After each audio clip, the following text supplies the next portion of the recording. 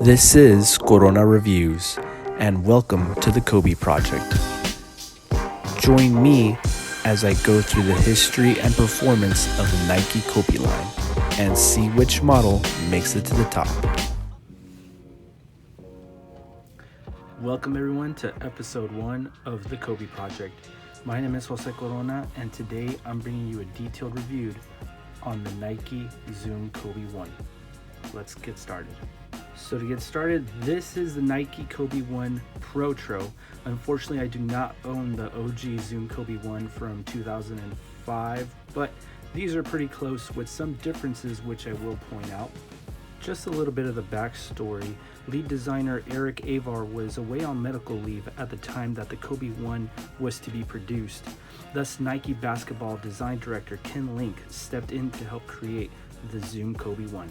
After his sneaker free agency in 2003, Kobe signed with the Nike brand and wore the Nike Huarache 2K4 and 2K5 the following seasons. These two models provided the inspiration for the Kobe 1. However, Kobe wanted a more modern approach to the lateral support and stability along with a cushioned ride.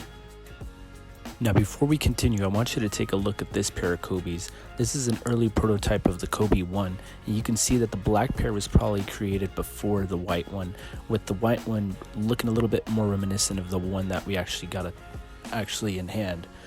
If you look at the black pair here, you can see a little bit of Nike Free influence in the toe, and of course you got the back heel in both of these still open, taking that Nike Huarache concept that carried over to the Kobe 1.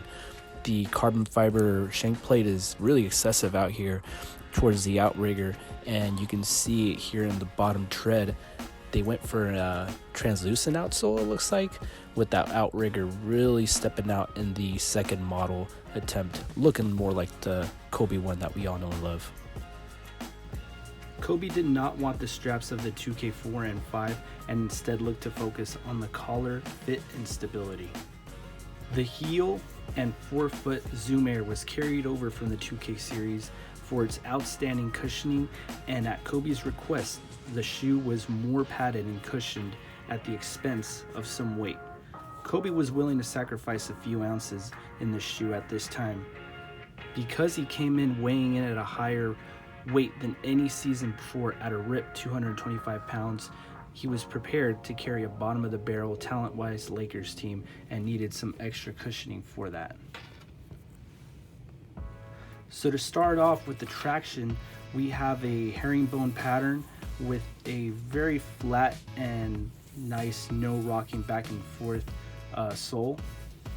Herringbone is traditionally one of the better types of tractioning patterns just because it's super grippy and it has a pretty intense bite to it, so these actually do hold up in the traction department.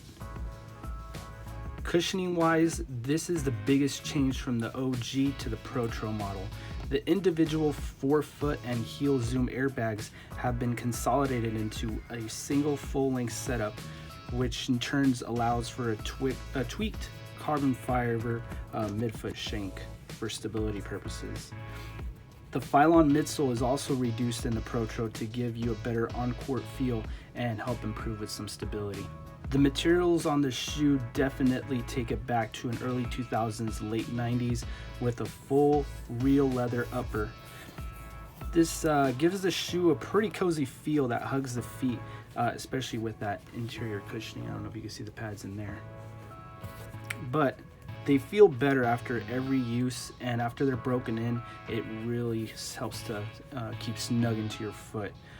As a result of this leather material though, the ventilation is pretty much lacking, but for me that's not an issue since I generally play in these indoors. The Kobe 1 Protro comes in at a weight of 15.1 ounces at a 9.5 size, making it lighter than most LeBrons, but it's definitely one of the heavier Kobe signature models, which his line is usually known for super light, super quick shoes. And that doesn't mean this shoe doesn't actually feel pretty light on foot, and it's definitely quick and responsive.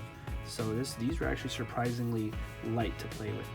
As far as the fit go, I went true to size with this pair here.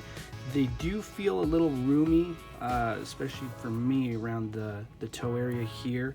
So I could have went a half size down, and I would like to see how that fits just to get a snugger feel, since that's what I like, especially because this is a leather shoe. But the lockdown on these, it was a little lacking in my opinion. Nothing too bad, but I just noticed some slight heel slippage with the first few times wearing it. Containment does improve after I wear them and after I actually lace them all the way up to this eyelet here. So I do have to go all the way up to feel a little bit more secure. I don't know if it works out for most down here, but that's one tip I would definitely recommend. As far as support goes, as I stated earlier, the lateral teeth outrigger on this model here really helps to keep that shoe stable and you don't feel any of that rocking back and forth. This is one of the trademarks of this shoe and one of the big, I would say, distinguishing factors. When you see this Kobe 1, you're definitely going to notice this outrigger here. So it boosts the overall performance. I never felt like I couldn't go fast or go quick or pull off any quick jab step moves. Always felt pretty secure in this ride, and that's a definite plus. Now, I did talk about fit and sizing, and this is actually a Kobe Protro 1 size 9. So this is actually a half size down from what I usually wear to hoop in. Just like I gave it a shot. I really did try, but this was just not the model to do it in. It looks awesome. I really wanted to make this work just because of the design. This is actually the Kobe Protro 1 noise canceling. Oh, man, I don't know if this was actually meant to hoop in, but I mean, I've seen Ja Morant hoop in it.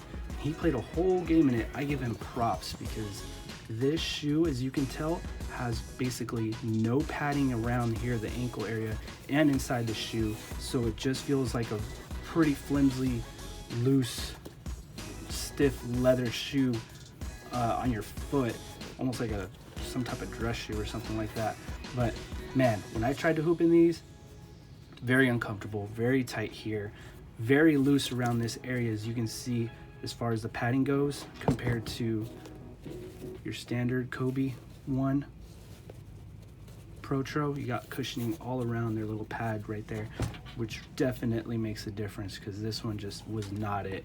So I would totally recommend not hooping in this pair specifically if you have it or if you were looking to buy these. Definitely not a hoop shoe unless you're Ja Morant or you're just a savage like that.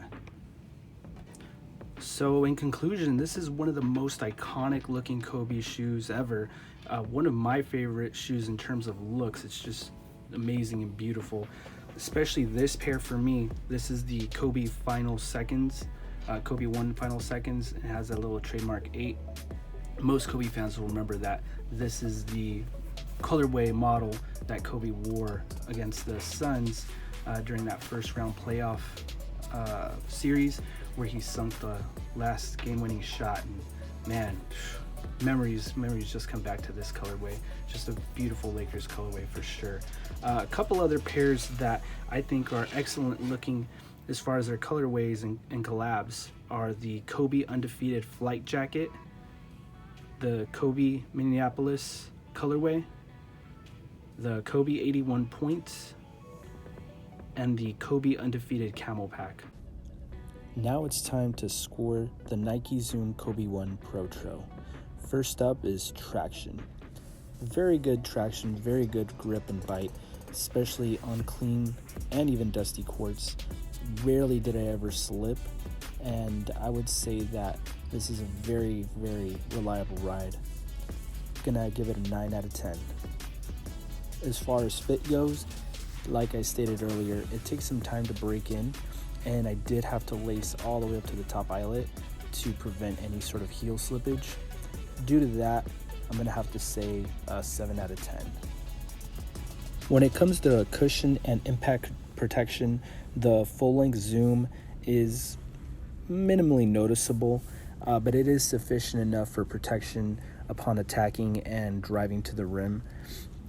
I wouldn't say it's something excessive like a Nike KD 12 or a Nike Zoom GT Jump, but it is substantial enough and the best thing is it gives you pretty good court feel. With that being said, I'll give it a score of 8 out of 10. Support was very good. I felt like I was contained the entire time and didn't really have any issues. I'm gonna have to give that an 8 out of 10. Materials are gonna get an 8 out of 10 from me just because leather's not really my thing. It does weigh the shoe a little bit, but it is still light enough and quick enough for you to be able to do everything else that you need. Overall, this shoe is super fun to play with. It requires some break-in time to really maximize, but once that's done, this Protro model is definitely created to perform, and it held up then and it's going to hold up now, so I do suggest you get a pair. That's all, guys. Stay tuned for episode 2 coming soon, and please subscribe.